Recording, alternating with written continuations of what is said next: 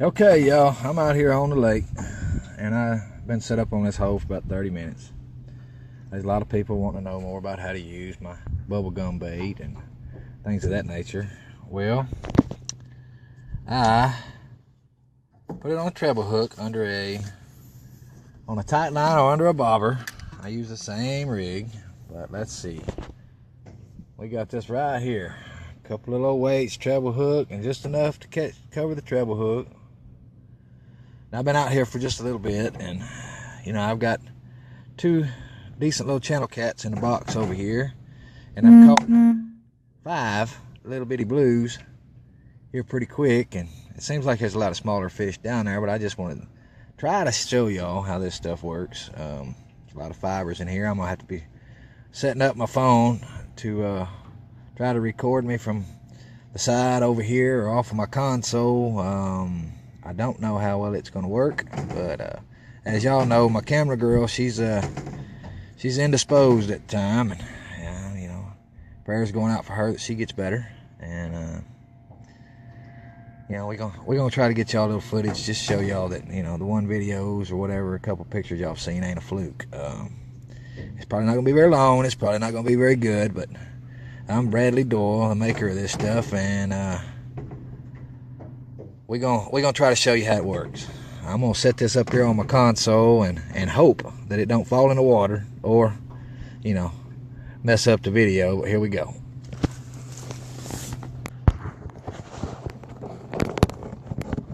Alright, y'all can see me right there from what I can tell. Here's bait. I pulled up on this spot, but I haven't chummed up or anything like that. I'm actually out pre-fishing today for a trip tomorrow. As y'all know, I got a guide service as well.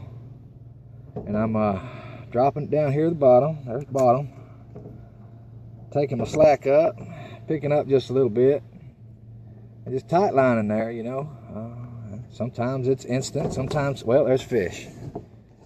There we go. A lot of people said that my video was, oh, dadgummit. See, line got twisted up, so the line pulled the hook out on him. They said that my video was edited, and, there's no way that was real. Got me a little pinch of bait out of my bucket. I carry a bucket instead of a little can, because I use a lot of it. Go back in the water here. I'm going to try to catch at least a couple fish, if the fish want to cooperate, before I end this live video. Honestly, I'm not too good at talking a lot. I'm going to take the slack up, I'm going to pick it up. That last one felt like it might have been a keeper, just things didn't work out for him to make it in the boat.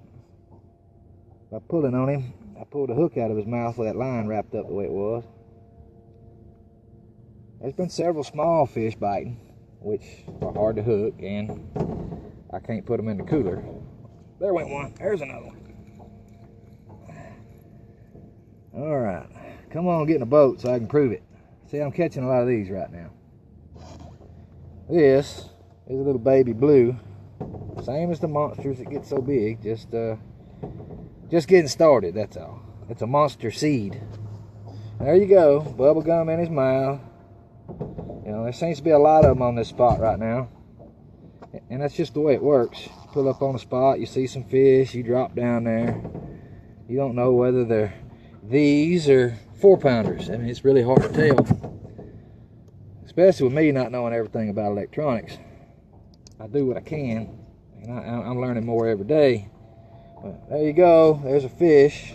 It's live, so I can't edit it. I'll put him back in the water, let him grow up. Let me see here. I'm gonna get me another chunk of bait. Got the poly fibers in there, helps hold it on. They will build up on your hook, and I'll have to clean it off here in a second. I'm gonna drop down here a little bit, do the same old thing every time. I say this time, normally I would chum up if I have customers with me and all that. I'll take some soured Milo or range cubes, and I'll chum up and get them all in a feeding frenzy if I can. Sometimes that don't even work, but this time I have not chummed up. I just pulled up, dropped down. I just wanted to see if there was a fish in the area, if they happen to be biting. I could see them on the screen, and now I can see that they're biting a little bit. I had that one for a second. A lot of times, the reason why I tight line like this, because they generally don't bite hard with this stuff. For whatever reason, they just kind of hold it in the mouth. Dang, I missed again. Now I'm looking like a rookie right here on live Facebook. Whatever will I do? We'll see if I got bait left. Yeah, he's still nibbling. Man, he got an iron mouth. I felt him though. Must still be a little bit on there. A little nibble. But that's what that fiber's. That gummit. Missed him again. He's crafty. He's crafty. But them fibers, they hold that scent of that bait in there. As long as that stuff's still pink on your hook, and the fibers are all pink, they still got flavoring in it, and it'll still catch a fish. Evidently they got most of it, because it ain't coming right back this time. Well, might as well rebait. We got plenty. Yeah, you know, I could have probably left it down there, but there's just the fibers alone. There's just the fibers alone. Evidently it keeps saying something about trying to reconnect on there, but you know, I'll have to take that right there. That may be some of the reason why I couldn't catch it. Pull that stuff off. It's pretty tough stuff now. As you can see, there wasn't a whole lot of bait left in there. I guarantee you if I left it down there, fish would still bit it. And I don't want them all off. I just want to expose them barbs a little better. And we'll bait that back up, and maybe, just maybe, we'll catch the attention of a bigger one before these little ones get to it. I'm gonna split that up, make it a little easier to hook the fish rather than them bite on the side of the bait. But it really don't take much. When they're biting, that's about it.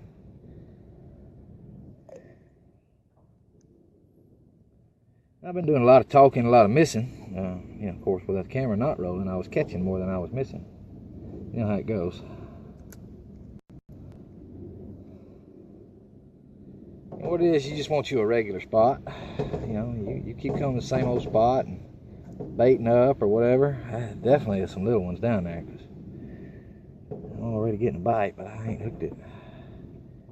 Bigger ones will usually bite it a little better, but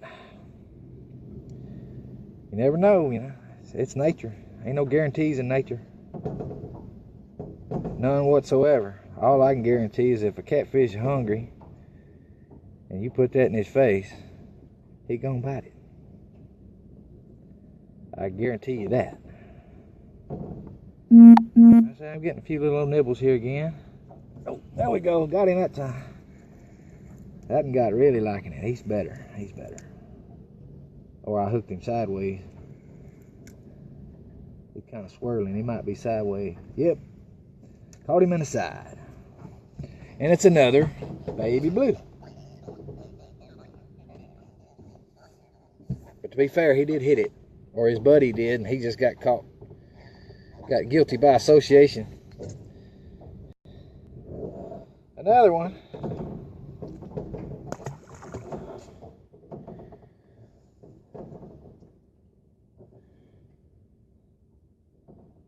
And like I said, I haven't even chummed up. I haven't baited this hole in 2 weeks. And that bait was gone last week whenever I pulled up here to check this out for, you know, in case I had another customer or whatever. Before I had all this hospital run stuff to take care of.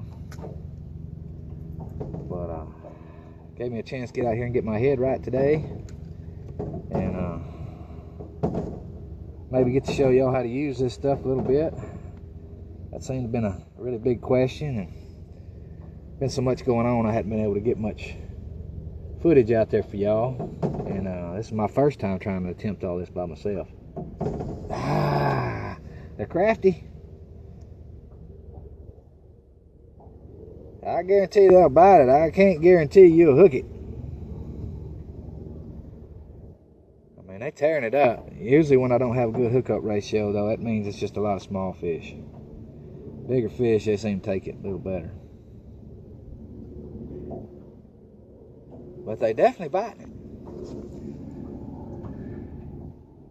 And what I'm doing right here as far as my setup, I'm not gonna get on here and show you my exact spot, this, that, or the other. I can tell you it's a very popular spot on this lake, and that is Lake Conroe here in Texas, just north of Houston. But what I have here is there's a channel that comes through up this creek channel, and it makes a hard bend, and just off of that hard bend there's a flat right here, and people have put a lot of brush and stuff up on it. Now for what I'm doing, I don't want to be on that brush. I'm off that brush just a little bit, because I'm dropping all the way down there at the bottom and then kind of moving around a little bit. But I ain't got crappie hooks on here that'll just straighten out when they get tangled up. You know, with these treble hooks and these catfish, if I get over that brush, I'm just hung up all the time. You know, sometimes that happens. I mean, you can catch catfish in that brush, but you don't want to try to do it with this rig. You'll just be spending all your money at Academy. I guess I got the bait on that one. I sure slowed down. Yep, see, all bleached out.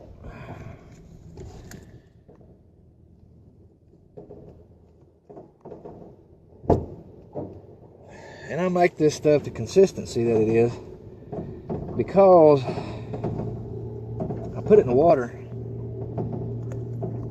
and it starts to melt. That's how it works without stinking so bad. It's got stuff in there that they like, and they got an extremely good sense of smell and taste. So they'll find it if they're hungry. Now, if they on a real hard bite, you know, they just don't want to eat or whatever, you might get some of that real stinky stuff if you just really got to catch a fish and try it. I would always suggest that you try and have different stuff in your boat. I mean, I got shad, perch, cut carp, and I'm gonna be doing a different kind of fishing for big ones here in a little while. This is the way I normally catch my eater size fish. I've caught a couple, you know, 10. Biggest was 25, but that's not very common. You know, up to about 4 pounds is what you can expect, at least here on this lake. Missed him.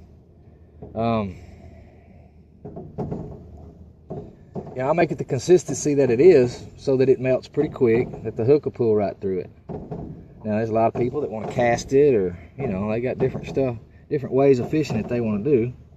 If you want to thicken it up, make it last longer, hang on the hook better, you can add flour to it or white bread.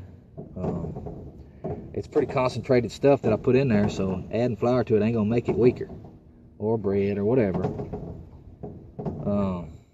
Others will put pantyhose or something around it, or use tubes or whatever if they want to cast and fish off the bottom, and it makes it harder to get off the hook so that they can feel the bite. I mean, it's hard for y'all to tell, but these bites that I'm getting are very light for the most part. I mean, I'm using a crappie pole and they just barely tipping on the end of it. But, you know, that old fish ain't got no hands. Ain't but one way he can do that. So I get them old bites, and if it seems a little bit consistent, I set the hook. I don't wait on him to pull me.